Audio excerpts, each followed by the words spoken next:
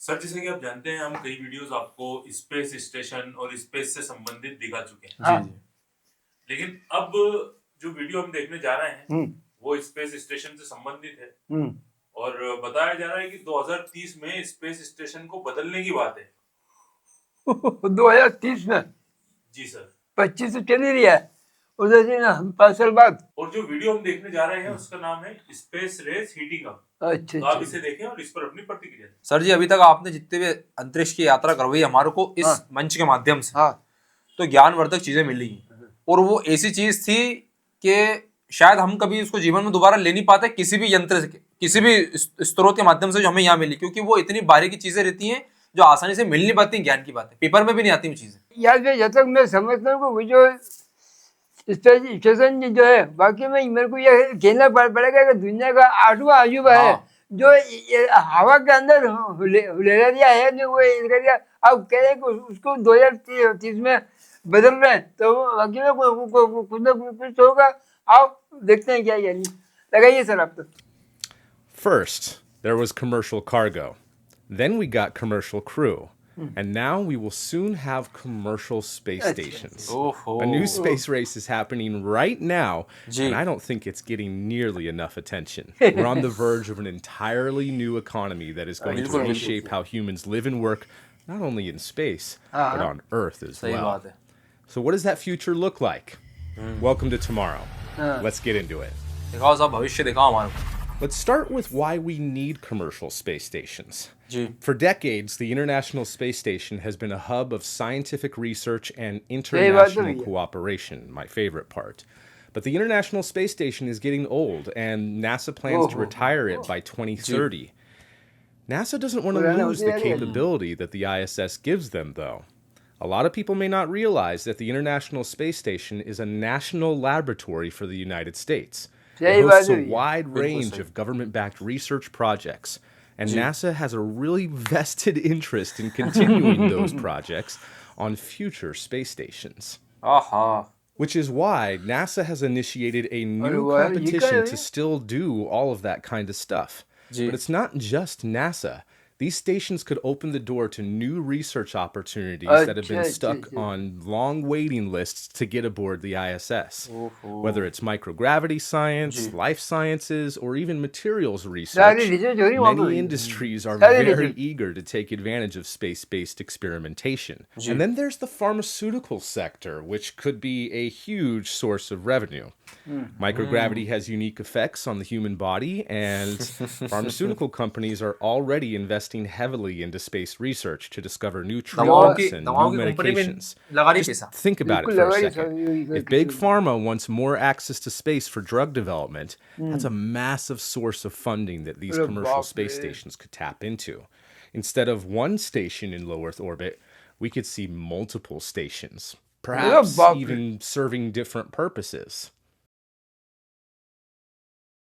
To understand how commercial space stations even became a thing, we have to go back to 2014 when NASA launched the Next Step program. The goal of that ongoing program, it's not finished yet, is to collaborate with private companies to advance human space exploration and commercial spaceflight.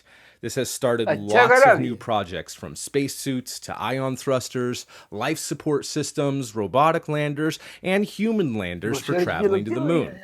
This program got all of that stuff started, including habitats for astronauts in space. Perhaps the most important early player was Bigelow Aerospace with their BEAM module, the Bigelow Expandable Activity Module, which is still attached to the International Space Station today, and was one of the first examples of how expandable habitats could be used for future space stations. Bigelow proved that not just their inflatable technology, but that a commercial company could safely expand the International Space Station and pave the way for more partnerships. Unfortunately for us all, Bigelow Aerospace wasn't able to survive the past 4 years and all of the shutdowns due to the pandemic. So they laid off all of their employees, and they seem to be defunct right now. Despite that, they laid the foundation for the companies that followed. And because the inflatables were NASA technology to begin with, and not necessarily Bigelow's IP or intellectual property, other companies could continue working on inflatables. I have a lot more to say on that subject that we can discuss in a future video, but for now, let's move on. Building on the Next Step program, NASA launched the Commercial LEO Destinations Program, Low Earth Orbit, aimed at ensuring a smooth transition from the International Space Station to privately operated space stations. NASA is offering technical support and funding to help those companies develop their space stations, ensuring that scientific research and human presence in low Earth orbit can continue long after the International Space Station is commissioned. Initially, NASA chose 4 programs to take part in the Destination Program. First up, we have Axiom Space. Axiom plans to build modules that will initially attach to the International Space Station and then later detach to form their own independent station. They're targeting the late 2020s for full operations, and at least to me, what makes Axiom unique is its leadership. Many of their executives, including their CEO, Mike Suffredini, are former NASA managers who were directly involved with the International Space Station program. They're also employing experienced astronauts like Peggy Whitson and Michael Lopez Alegria to bring their vision to life. Axiom also seems to be getting the most support from NASA, as NASA has helped to facilitate 4 private astronaut missions to the International Space Station, 3 of which have already flown successfully, and the 4th one's coming up soon. It seems, though, that Axiom is subcontracting out most of the actual hardware, and will primarily be the operators of their station. Their first and second modules are being built by the Italian company Thales Alenia Space, and they plan to launch the first module in early 2026. They have many other partners as well that we will talk about more in a future video, especially a new American contractor called Gravitic Space, which just got a contract from Axiom for $125 million to build the third module for Axiom Station, and possibly more work as well. Next on the NASA partners list, we have Blue Origin's Orbital Reef project in partnership with Sierra Space. Orbital Reef aims to be a mixed-use station that creates an ecosystem where a whole bunch of different industries can work in space. Blue Origin plans to build the core modules that other modules and spacecraft will dock to. Sierra Space is responsible for the round inflatable modules they call Life modules. Sierra Space will also be providing cargo with their Dream Chaser spaceplane and may provide crew transport in the future as well. Boeing is also involved with the project, but everything is in question right now for Boeing, and it's possible that they might not be able to deliver. Let's not dwell on Boeing's problems for now. Blue Origin is usually secretive, so to find out about their progress, I'm going to have to dig a little bit deeper into the NASA contracts and report my findings when I have a little bit of a better understanding. Right now, I only have rumors, and the biggest rumor I've heard is that they're having a little bit of trouble with the windows that they're planning on installing on their large core modules. But I haven't confirmed anything yet. Meanwhile, though, Sierra Space has conducted several burst tests of their inflatable module on actual hardware, and exceeded not only their own pressure expectations, but NASA's safety requirements as well. Sierra Space wants to launch a Pathfinder version of Life module by the end of 2026. And interestingly, if Blue Origin isn't ready by 2026 for whatever reason, Sierra Space may continue the project on their own. Moving right along, though, to the next NASA partner, we have Starlab, which was started by NanoRacks. NanoRacks has been a key player in the space industry for a couple of years now, launching commercial payloads to the International Space Station and from the International Space Station with their CubeSat deployer and their Bishop airlock, the second commercial module docked to the International Space Station ever after Bigelow's beam module. NanoRacks, though, was acquired by another company called Voyager Space, who also acquired several other smaller space companies. And Voyager Space is kind of company को emerged लगे as a भैया major player in this whole commercial मतलब space company का station अंबार लग गया project. भैया This whole Starlab project is really interesting to me because it's already an international collaboration. The European company Airbus is building Starlab's primary module and has joint ownership of the project. They're investing their own money into this. Originally, Voyager Space was partnering with Lockheed Martin using their inflatable tech that they were developing. But confidence in their technology and possibly disagreements with Lockheed Martin led to them being dropped from the project. Airbus replaced Lockheed, and the two companies, Airbus and Voyager, even started a new jointly owned company, Starlab LLC, to manage the project. Since then, they've gotten several more partners, such as Mitsubishi Heavy Industries, who are not only a partner in this project, but a stakeholder as well, paving the way for Japanese involvement in the project. Mitsubishi is also highly likely to contribute their HTV-X cargo vehicle, their new and improved cargo vehicle, which they're developing for International Space Station resupply and potentially Gateway resupply as well. And then there's the Canadian company MDA. They've also joined the Starlab project as both a partner and a shareholder. That means that Starlab will definitely be getting a robotic Canada-armed system. Northrop Grumman had their own station design and contract with NASA from the first 4 that were chosen. But they actually abandoned their project and have since then joined the Starlab project instead, using their Cygnus cargo vehicle with upgraded docking capabilities so that they can dock, not just berth. And at the beginning of 2024, Northrop dropping out actually led to Starlab and Orbital Reef getting more money for their development from NASA. So now Northrop might be offering other stuff for Starlab, or maybe parts of their station idea used to expand Starlab. The interesting thing, though, is Northrop already contracts out a lot of their work for Cygnus to Thales Alenia Space.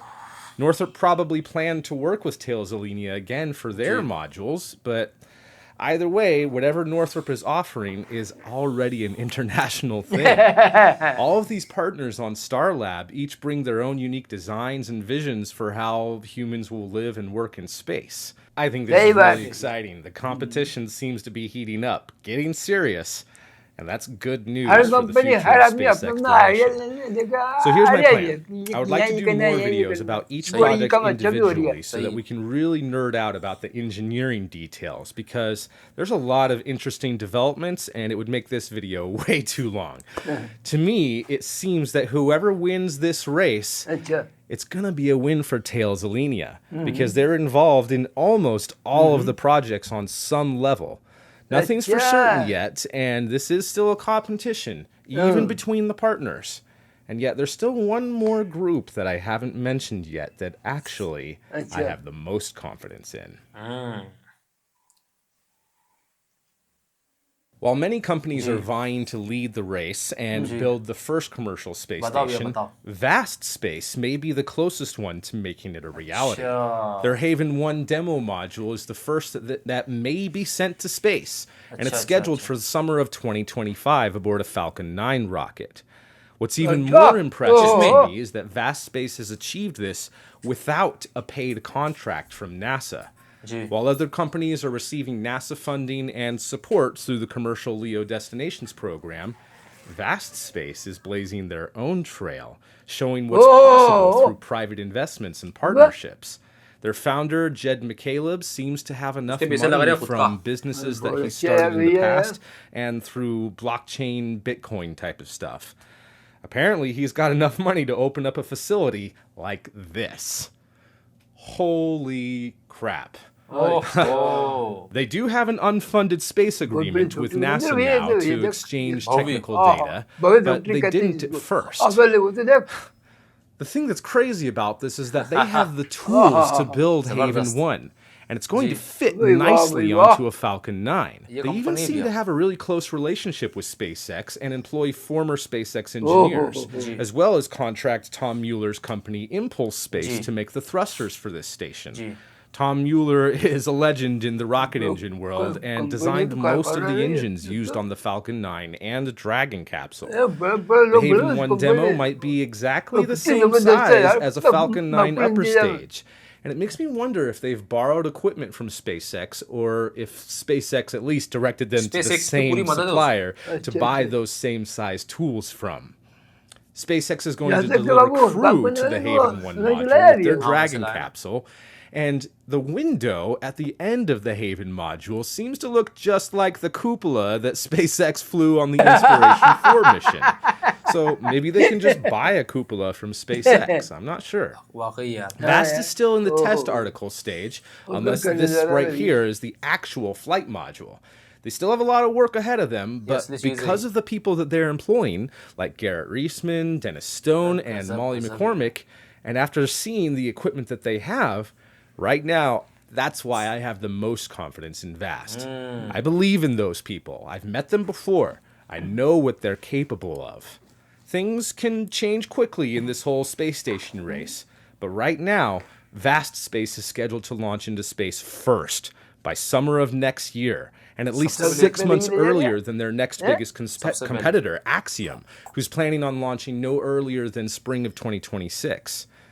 Obviously, that could all change, but that's the plan right now. If VAST Space succeeds, the Haven 1 module could be the first fully private space station module to reach orbit, beating out the competition with NASA backing. It's a pretty bold move, and one that might just redefine the space station race and determine who gets the big bucks. So, how will these space stations get to space, get their supplies, and get their crew?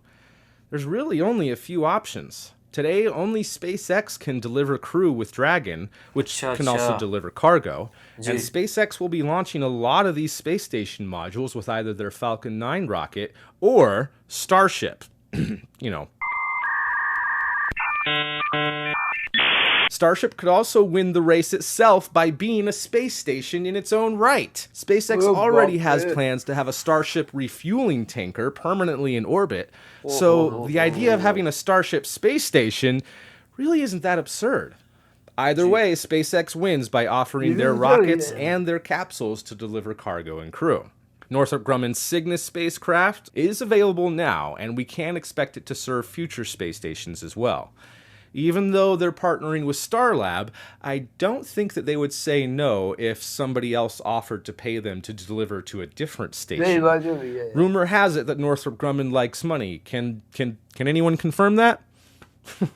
Sierra Space is in the process of launching their first Dream Chaser to the International Space Station to certify it for flight, and they also have a few cargo missions that NASA has contracted them for to deliver before the ISS retirement. But instead of upgrading the Dream Chaser for crew, they seem to be looking into building another slightly bigger space plane to deliver crew to and from space.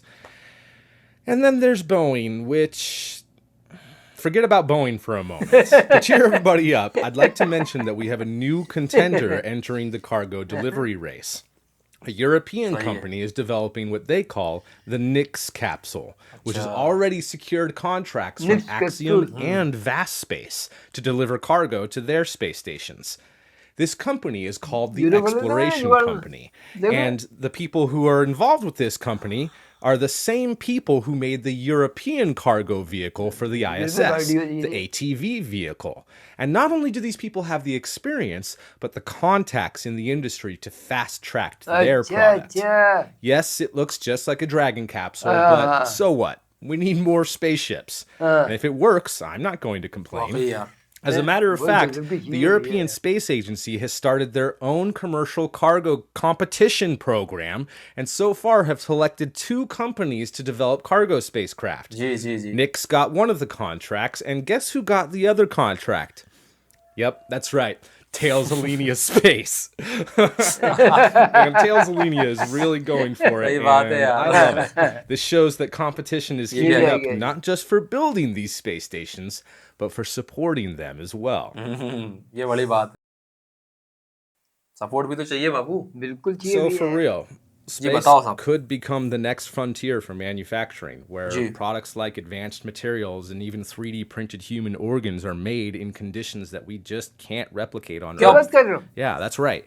Human organs. If we can get just that to work, then we're going to need a lot of hearts and kidneys back here on Earth.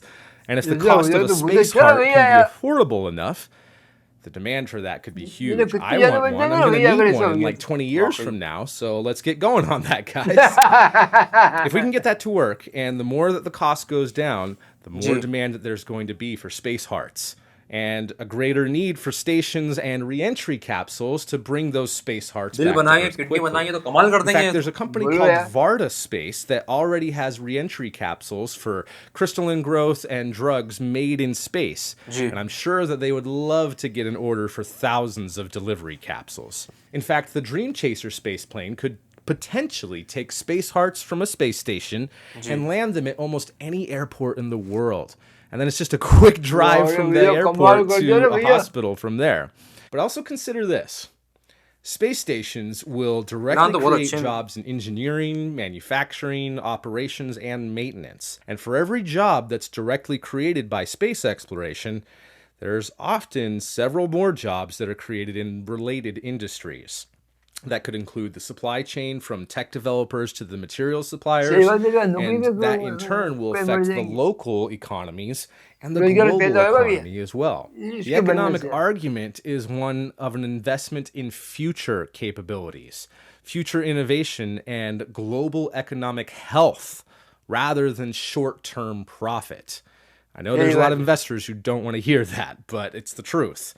While the direct financial returns might be hard to quantify in traditional terms, the indirect benefits, the job creation, the technological leaps, and not to mention the inspiration for future generation, at least to me, arguably justifies the investment in these commercial space stations. The race to commercialize space is happening right now. It is already underway. And I want that future. I want a future that I can thrive in, and a future that I can collaborate with anyone from around the world on. That's the future that I want. What kind of future do you want? Well, that's it for this video. What do you think about this? Do you think that these space stations are going to help make space more accessible for everyone? Let us know in the comments, and if you haven't yet, be sure to subscribe to Tomorrow, like this video, and click the bell so that you're notified whenever we have more videos in the future. Because I do want to go into that deep dive about each and every one of these commercial space stations and the engineering and technical details. पहली बात तो मैं कहना चाहूंगा कि आपने बहुत अच्छी तरीके से चीजों को समझाया है, एक एक बिंदु इतनी तरीके से समझाए हैं और इतने प्यारे ढंग से समझाया कि बच्चे से बच्चा भी समझ ले उसको। और दूसरी चीज, भविष्य के जो प्लान है मानवता के लिए मुझे बहुत अच्छे होते नजर आ रहे हैं बाबू भाई। ये मानवता तो ठीक है, जब तक ये मानवता की बात करते हैं मात्र तो समझता हूँ कि कहीं ना कहीं इंसान का भला हो सकता है, लेकिन इसी की आड़ में कुछ कंपनियां हैं जो कभी हवा में कभी कुछ है वो बनाती, तो वो इंसान के लिए बहुत खतरनाक साबित हो सकती है। और इसका जीता जागता सबूत हमने ओपनहाइमर देखी बाबू साथ में। हाँ, देखिए। तो उसके अंदर सर वो बम बना था किसी दूसरे कारणवश कि यूं बना रहा है और वो एड मार के इंसान पे फोड़ दिया, तो नुकसान मानवता को हुआ। अब क्या है साहब, इतनी सारी कंपनी ये जो रेस है इसमें जोर तो लगा रही, अब देखना ये है कि कौन सी कंपनी को इसमें सफलता प्राप्त होती है, आगे बाबू भाई कोई सी कंपनी कितना जोर भी लगा ले, कितना माल भी फेंक दे सामने, लेकिन सबके माई बाप है नासा मतलब अमेरिका, वो जो चाहेंगे उसी को मिलेगा टेंडर।